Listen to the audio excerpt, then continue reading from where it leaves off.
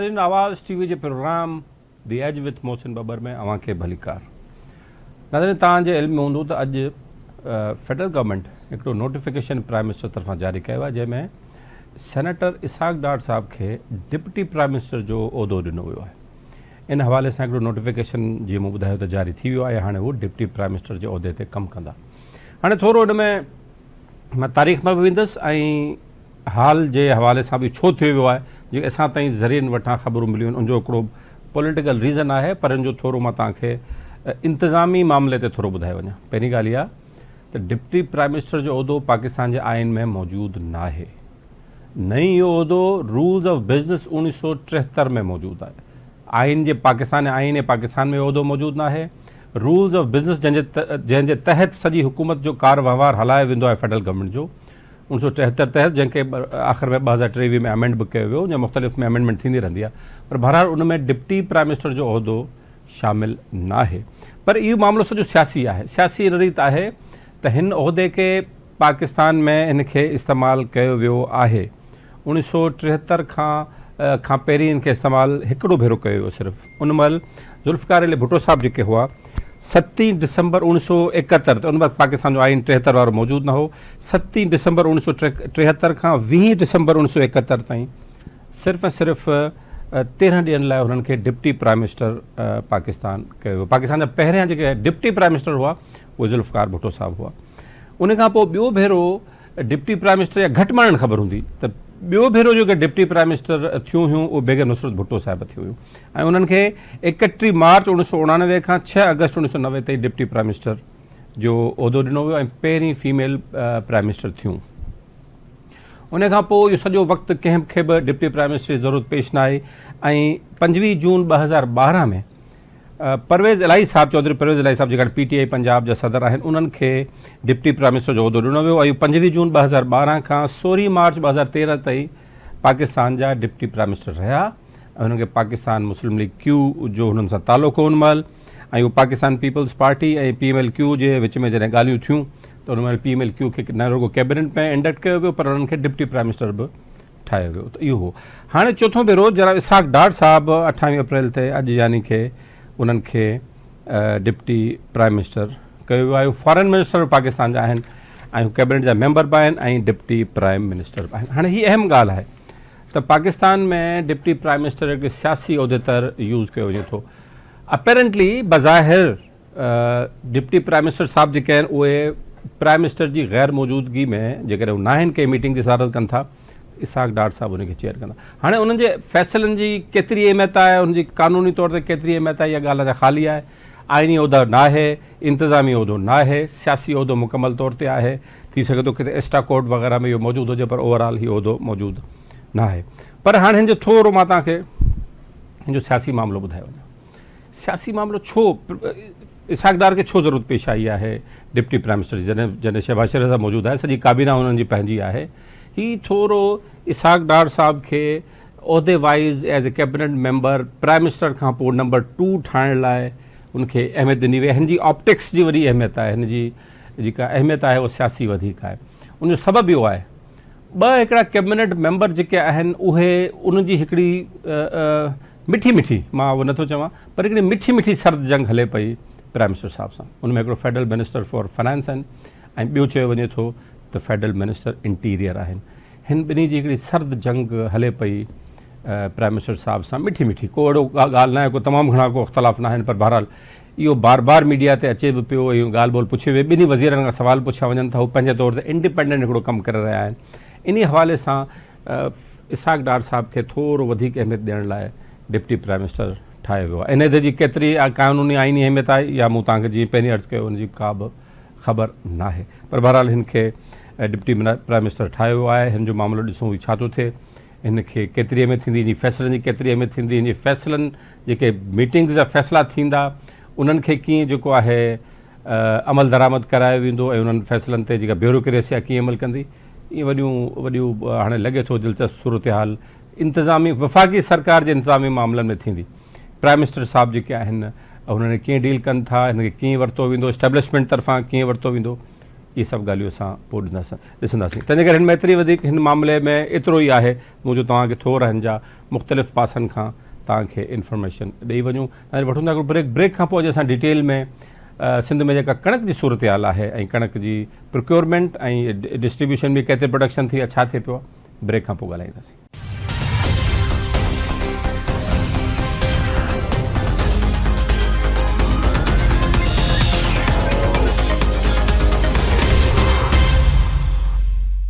Welcome back. जीअं मूं brake ते वञण खां अॻु में तव्हांखे ॿुधायो त सिंध में जेका कणक जी सूरत हाल आहे, कणक जी पैदावार जी, कणक जी प्रोक्योरमेंट जी, ऐं उन खां पोइ ही मामिलो हिकिड़ो कंट्रोवर्शियल सूरत हाल इख़्तियार कंदो वञे पियो। इन ते असां सोचियोसीं तव्हांखे अपडेट ॾियूं। सिंध जी एग्रीकल्चर जो बुनियादी जुज़्व आहे कणक जी पैदावार। 4000 रुपया अघु मुक़ररु कयो वियो हो, पर उहो किथे बि नथो मिले पियो।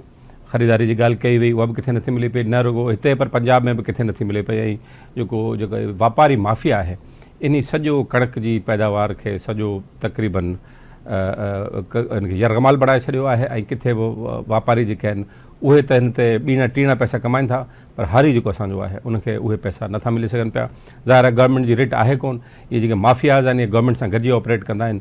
ऐं जो ख़ासि तौर ते फूड डिपार्टमेंट आहे उहो ऐं माफ़ियाज़ गॾिजी पाण में हिननि जी थींदी आहे। जेका प्रोक्योरमेंट थी खंड ॿाहिरां ईंदी, जेका कणक ॿाहिरां ईंदी आहे उनजो बि साॻियो हाल ईंदो आहे। पोइ इहा कणक असां ॾिसंदा आहियूं त इहा ख़राबु थींदी आहे, पोइ इहा गोदामनि में पई हूंदी आहे, या उते जेको मिटी जी नज़र थी वेंदी आहे, हुन में आख़िर में मिटी निकिरंदी आहे। इहा सॼी सूरत हाल असांखे कणक जी नज़र ईंदी आहे। मां तव्हांखे थोरो अंग अखर हिकिड़ा ॿुधाईंदो हलां।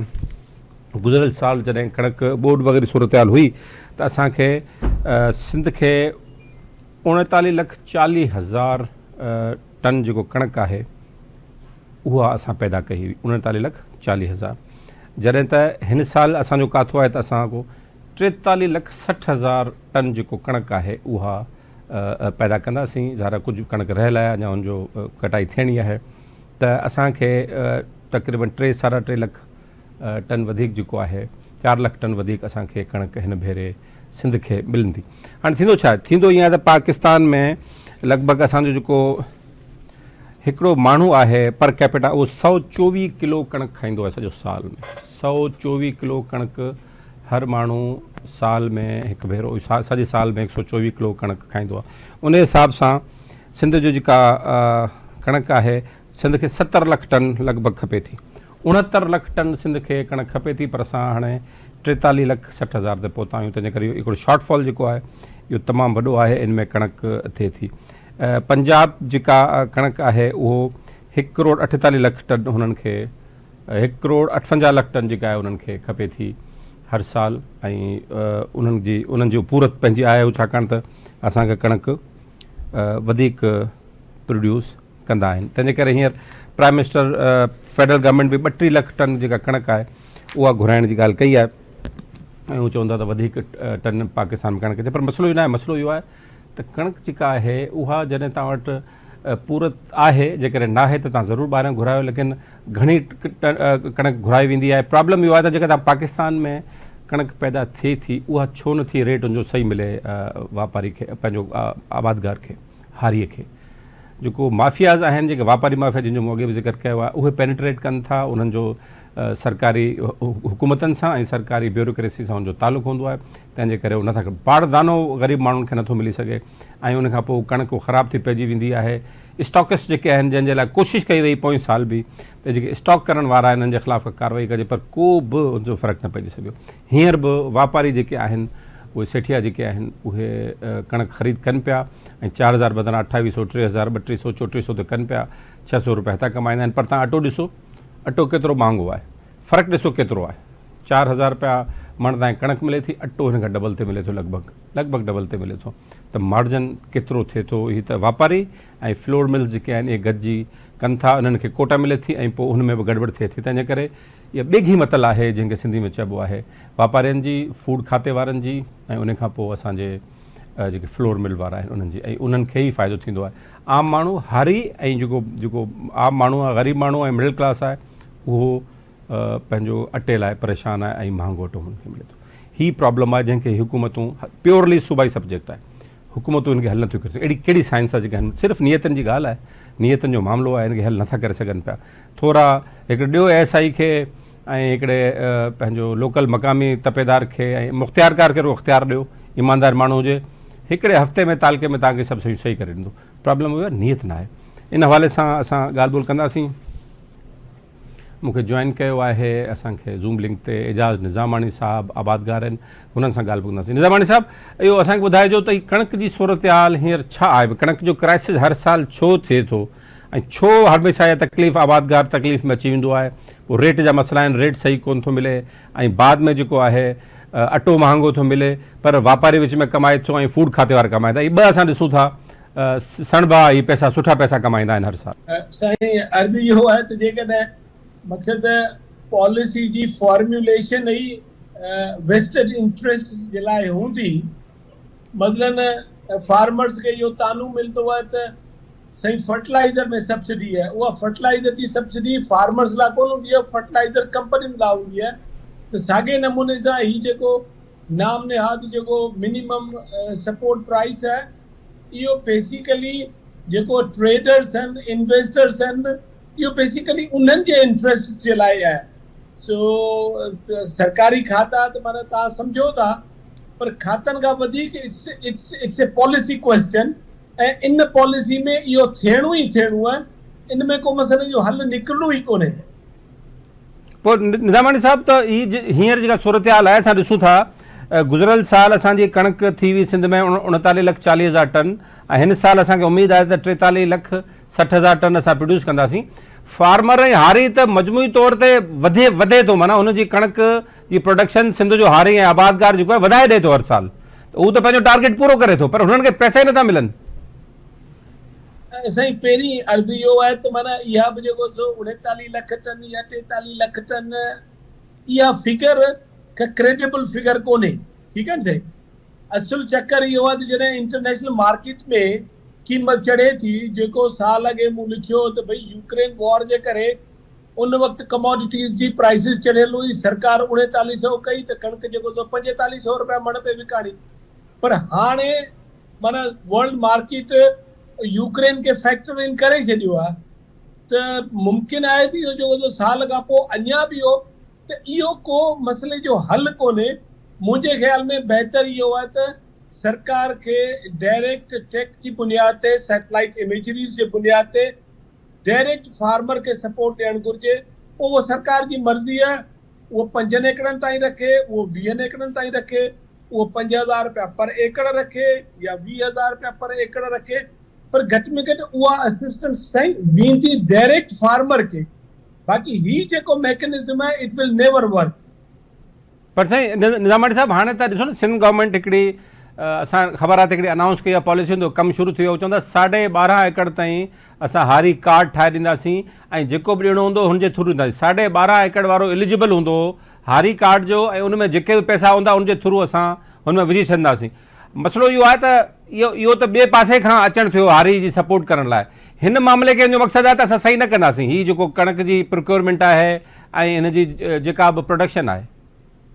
न, पर हाणे अर्ज़ु इहो आहे, सिंध में त माना 99% कणक हार्वेस्ट थी गुदामनि में वञी चुकी आहे।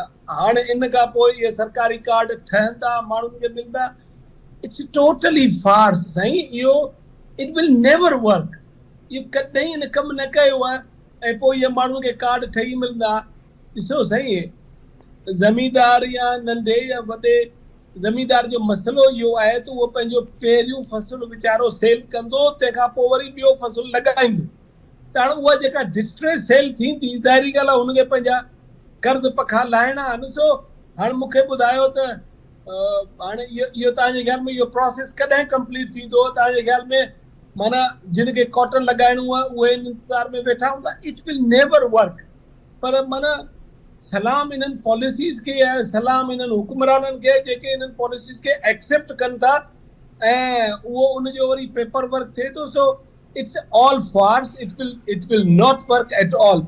निज़ामाणी साहब, इहो त असां ख़बर आहे, निज़ामाणी साहब, इहो त असां ख़बर आहे त ईविल नेक्सस आहे इहो पॉलिसी मेकर्स जो ऐं इन्हनि वापारियुनि जो, इन्हनि जेके इन्वेस्टर आहिनि इन्हनि जो। घणे भाङे हिन में वाणियो इन्वेस्टर असां वटि आहे, हुनजा सुठा तालुकात आहिनि, हमेशह हुकूमत सां सुठा हूंदा आहिनि, करे वेंदा आहिनि। मूंखे रुॻो ॿुधायो त कणक जॾहिं थिए थी त पाण हाणे इहो त आम थी वियो आहे त जेको इन्वेस्टर आहे उहो वॾनि आबादगार वटि पहुची वञे चवंदा कणक असां हाणे ई ख़रीद करे था छॾियूं जीअं तव्हां पोखींदा आहियो, तव्हांखे ॿिज बि ॾियूं था, तव्हांखे भाण बि ॾियूं था, त उहो रेट त उन महिल ई तइ थी वेंदो आहे उन्हनि जो जेॾी महिल पोखाई शुरू कंदा आहिनि। ईअं बि आहे?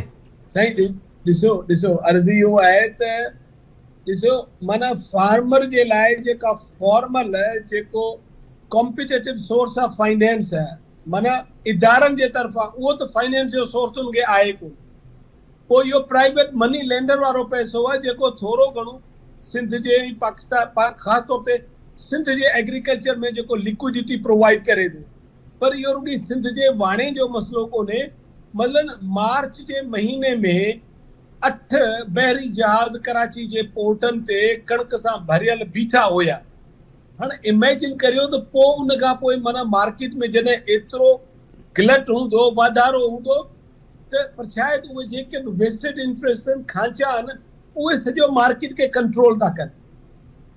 इहो मक़सदु इहो आहे त तव्हां चओ था त मार्च में जॾहिं कणक खे हुते बीहारे छॾींदा आहिनि पोर्ट ते, त हिकिड़े मार्केट में हिकिड़ो फर्स्ट क्रिएट थींदो आहे ऐं ॿुधायो वेंदो आहे त कणक तमामु घणी आहे, तंहिंजे करे जेका तलब ऐं रसद आहे उनमें वॾो फ़र्क़ु अची वेंदो आहे ऐं तलब जी ज़रूरत न आहे रहंदी, तंहिंजे करे घटि रेट ते शयूं वरितियूं वेंदियूं आहिनि, कणक वरिती वेंदी आहे। ईअं ई आहे सर? एग्ज़ैक्टली। ऐं उन सां गॾोगॾु मिस इंफॉर्मेशन बि हलंदी आहे त भई हींअर जेको सो बसि कणक जाम लथी आहे, तमामु घणी थी आहे। इहो बेसिकली मार्केट में इहो सेंटिमेंट पैदा करणु, हालांकि असां वटि डेटा त का बि कोन्हे।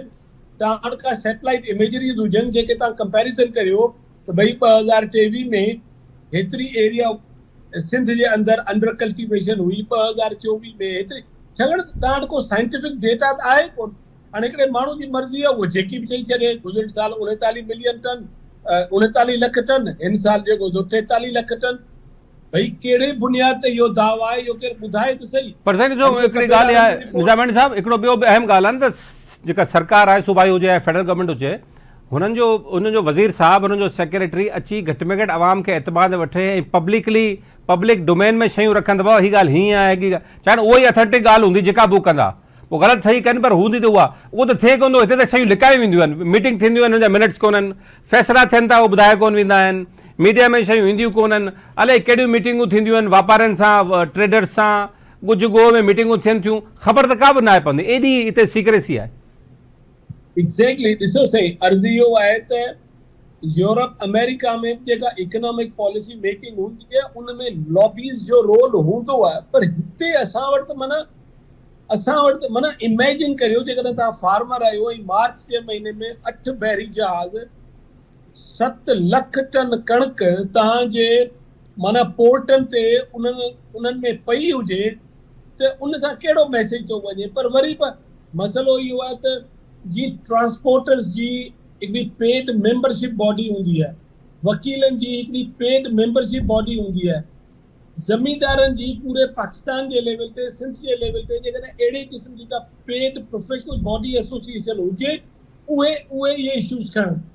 पर हाणे तव्हांखे ख़बर आहे त असां वारा इहे ई ज़मींदार जेके असेंबलियुनि में बि वेठा आहिनि, इहे ई ज़मींदार फार्मर्स जे तंज़ीमुनि में बि वेठा आहिनि। त इहो बेसिकली इलीट्स जो हिकिड़ो नेक्सस आहे ऐं ग़रीब माण्हू माना मरे त भले मरी वञे, पर हीअ त मक़सदु इहो आहे त जेसीं ताईं तव्हांजी ॻाल्हि ट्रांसपेरेंसी न ईंदी, डिबेट न ईंदी, टेक्नोलॉजी न ईंदी, तेसि ताईं ही तपेदारनि ऐं एग्रीकल्चर असिस्टेंट्स जे आसिरे अहिड़ियूं ई पॉलिसियूं ठहंदियूं। निज़ामानी साहिबु तव्हांजी वॾी महिरबानी। नाज़रीन, एजाज़ निज़ामानी साहिबु असां मौजूदु हुआ, खरियूं ॻाल्हियूं कंदा आहिनि ऐं सिधी ॻाल्हि कंदा आहिनि त छा मसइलो आहे। उन्हनि बि इहा ॻाल्हि कई त शयूं वाज़ई कोन्हनि, हिते फ़ैसिला थियनि था असां वटि सिंध सरकार में ज़राअत खाते में ऐं उन खां फूड खाते में, फूड त ही बेसिकली जी प्रोक्योरमेंट त फूड जो मसइलो आहे, ऐं ज़राअत खाते फ़ैसिला थियनि था ऐं फ़ैसिलनि खे ॿुधाइण वारो केरु कोन्हे। इहो नथा ॿुधाइनि त छा थियणो आहे, कीअं थियणो आहे। हिन ते वधीक ॻाल्हि ॿोल कयूं था असांखे ब्रेक खां पोइ।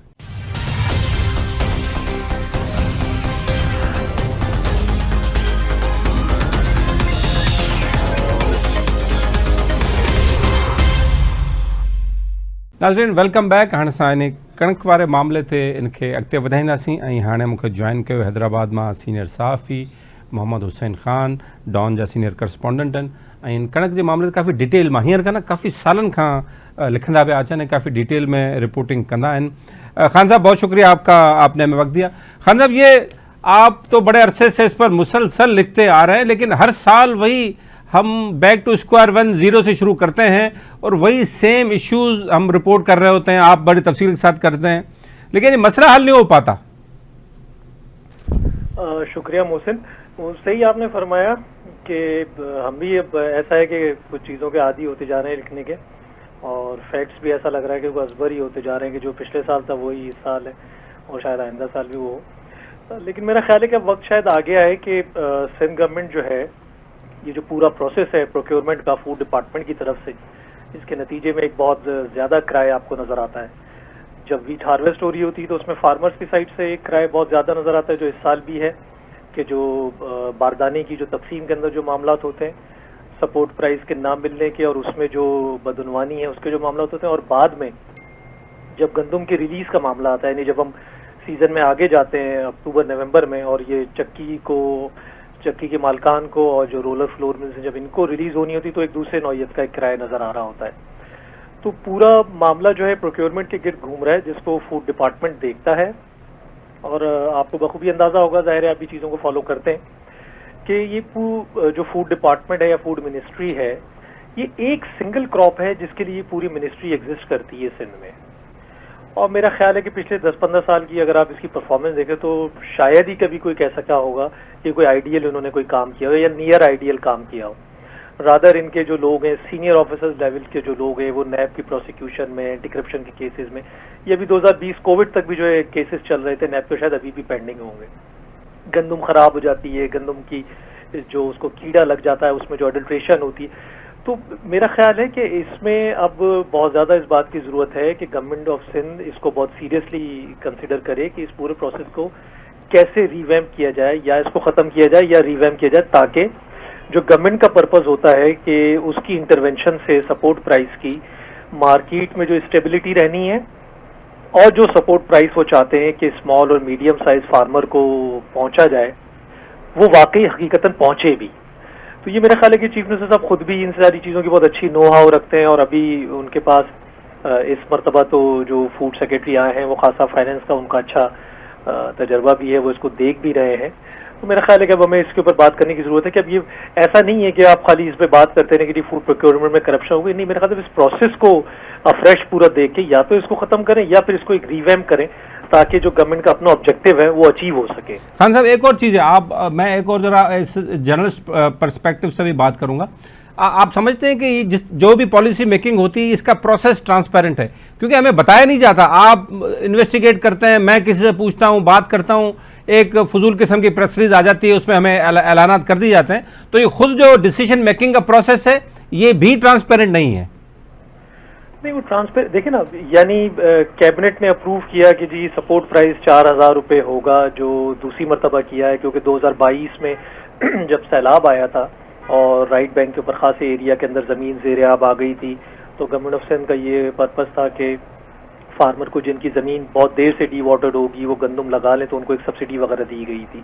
और ये सब्सिडी तो उस मद में एक तो दी थी कि वीट उन्होंने लगानी है तो 5,000 रुपये पर एकड़ वो देंगे सपोर्ट के तौर के ऊपर गवर्नमेंट की तरफ से सीड की सूरत में, और सपोर्ट प्राइस उन्होंने गवर्नमेंट ने बढ़ा दिया था 2,200 से वो 4,000 रुपये के ऊपर ले गए थे, और इस मरतबा भी 4,000 रुपये। तो गवर्नमेंट ने तो एक डिसीजन, जैसे आपने कहा, कि ले लिया कैबिनेट ने, अब उसको इम्प्लीमेंट होना है बिल्कुल लेटर इन स्पिरिट ग्राउंड के ऊपर, जो कि नजर नहीं आता। अब इसमें हर तरह का बेनिफिशियरी शामिल है, यानी गवर्नमेंट के अपने मिनिस्टर्स से लेके सीनियर लेवल के ऑफिसर्स कह लें, उसमें ब्यूरोक्रेट्स कह लें, पुलिस के लोग कह लें, दीगर लॉ एनफोर्समेंट एजेंसीज के लोगों को कह लें, मीडिया के लोगों को कह लें, इवन जुडिशियल सिस्टम से वाबस्ता लोगों को कह लें, वो सब इसमें बेनिफिशियरी होते हैं। बारदाने की सूरत में सबकी छोटे मोटे एकड़ेज हैं जो लोग ले रहे होते हैं, अपने लिए ले रहे होते हैं, दूसरों के लिए ले रहे होते हैं। तो वो जो एक ट्रांसपेरेंसी, वो तो आप समझ लें कि आपको नजर नहीं आएगी। हाँ, यानी रिकॉर्ड के ऊपर जरूर एक बात हो रही होती है कि इतना बारदाना दिया गया। अभी रिसेंटली, अभी परसों ही यहाँ पर सिंध हाई कोर्ट में फूड सेक्रेटरी अपीयर हुए थे, तो उधर भी बेंच ने कहा है कि अब तक जो आपने जितना भी बारदाना दिया उसका पूरा स्क्रॉल, उसका एविडेंस लेकर आ जाए कि किस किस को दिया गया। तो ट्रांसपेरेंसी वाली बात उसी बात से जुड़ी हुई है कि आया ये जो प्रोक्योरमेंट की एक्सरसाइज होती है, जो आप हर साल शुरू करते हैं कि इतने लाख टन आपने गंदम उठानी है और इतना बारदाना देना है और इस सपोर्ट प्राइस पे देना है, वो वाकई ही लेटर इन स्पिरिट उसके ऊपर अमल हो रहा है? तो मेरा ख्याल है कि नहीं होता है उसके ऊपर अमल। तो आप समझते हैं कि नीचे जो इम्प्लीमेंटेशन उसके बड़े सीरियस इश्यूज हैं। लेकिन ये जो माफिया काम कर रहा है, खान साहब आपको भी पता है, ये तो जब बड़े बड़े जो आबादगार हैं उनके जब सीड करते हैं वीट की, जब सीडिंग करते हैं और उसको फसल उगाते हैं तो उस वक्त ही उनसे बोल लिया जाता है, जैसे सिंध में कहते हैं बोले बैठना वह ये जो आपकी फसल होगी मेरी होगी और इस रेट पर होगी। तो उसमें फिर हुकूमत क्या करे, उसमें फिर ये जो फूड डिपार्टमेंट वो क्या करे? उनका तो तय हो चुका है पहले से ही, 3 महीने पहले तय हो चुका है।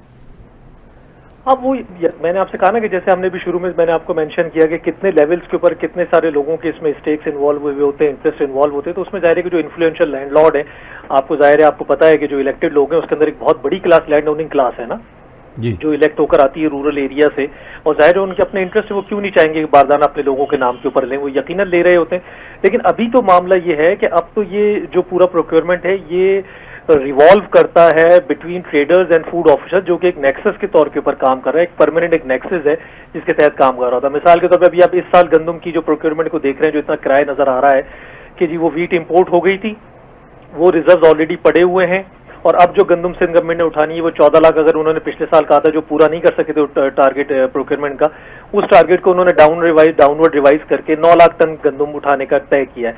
लेकिन अभी तक अगर आप देखें तो जो मैंने अभी 2-3 रोज पहले फिगर चेक की तो पता चला कि 3,55,000 मेट्रिक टन अभी गंदम सिंध गवर्नमेंट प्रोक्योर कर चुकी है। अपर सिंध में अब जाहिर है कि वहां पर भी क्रॉप थोड़ा सा लेट हार्वेस्ट हो रहा था, वहां पर क्रॉप शुरू हो गया, तो गवर्नमेंट ये रिलाई कर रही है कि अपर सिंध से शायद ये स्टॉक उनका पूरा हो जाए। लेकिन मेरा ख्याल है कि गवर्नमेंट की जो फूड ऑफिशियल्स हैं और जो ट्रेडर्स हैं जो असल में इसको स्टॉक कर लेते हैं, होल्डिंग कर लेते हैं, उनके दरमियान एक नेक्सस है कि फार्मर ने तो अपनी क्रॉप बेच दी सस्ते दामों। अगर 4,000 रुपए का प्राइस था तो फार्मर ने तो 3,000 रुपए पर 40 केजी या 3,200 रुपए पर 40 केजी, 3,400 पर 40 केजी के रेट के हिसाब से उन्होंने तो बेच दिए। अब तो होल्डर के पास है, ट्रेडर के पास है, जिससे फूड डिपार्टमेंट उठाएगा, और दरमियान का जो डिफरेंशियल अमाउंट है वो जो 4,000 वाला वो मैनेज हो जाएगा बिटवीन 2 स्टेक होल्डर्स, ये जो भी जायज नाजायज स्टेक होल्डर्स हैं फूड के और ट्रेडर्स के, वो चला जाएगा इनको। तो आपकी फिर वही बात आ जाएगी कि वो जो टारगेटेड जो भी अमाउंट था जो सपोर्ट करने के लिए फॉर फार्मर्स था वो उनको नहीं गया। और इसी तरीके से जैसे आप वो कह रहे हैं कि जी बड़े जो जमींदार हैं और उनकी पहले से चीजें तय हो जाती हैं, तो मेरा ख्याल है कि वो भी तय हो रही होती होंगी। लेकिन ये जो रूरल एरिया के अंदर आप देखते हैं ना, जो बड़े पेस्टिसाइड, सीड और फर्टिलाइजर सप्लायर जो हैं, इनकी अपनी चीजें बहुत ज्यादा फार्मर्स के साथ जुड़ी हुई होती है ना, जिनके साथ पूरा एक वो क्रेडिट सिस्टम चल रहा होता है। तो फार्मर इनके ऊपर भी डिपेंडेंट होकर इनको ऑलरेडी कह देते हैं कि जी हमारी क्रॉप आपको चलेगा, अब हमें इनपुट दे दीजिएगा ताकि वो अपनी खरीद की तैयारी बीज भी दे दें और खाद भी दे दें, वो ऑलरेडी कमिट हो जाते हैं सर। तो कहने का मकसद है कि पूरा साइकिल ही इस तरीके से एक बना हुआ है कि चूंकि वो एड्रेस नहीं हो पा रहा है एक सिस्टम जो खराब हुआ है, तो लिहाजा बस वो फिर जो जहां पे जिसको जो विंडो मिल जाए वो वहां से उसको बेनिफिट लेने की कोशिश करता है। तो खान साहब एक और बड़ी अहम बात, मैं एक अभी फिगर कल परसों एक पढ़ रहा था कि पंजाब में जब चीफ मिनिस्टर थे मोहसिन नकवी साहब, तो उन्होंने बताया कि उनकी तरफ से मुझे एक रिपोर्ट मिली, उन्होंने कहा कि उन्होंने जब टेक ओवर किया तो 600 मिलियन का ओवरड्राफ्ट था और लोन था with regard to wheat procurement,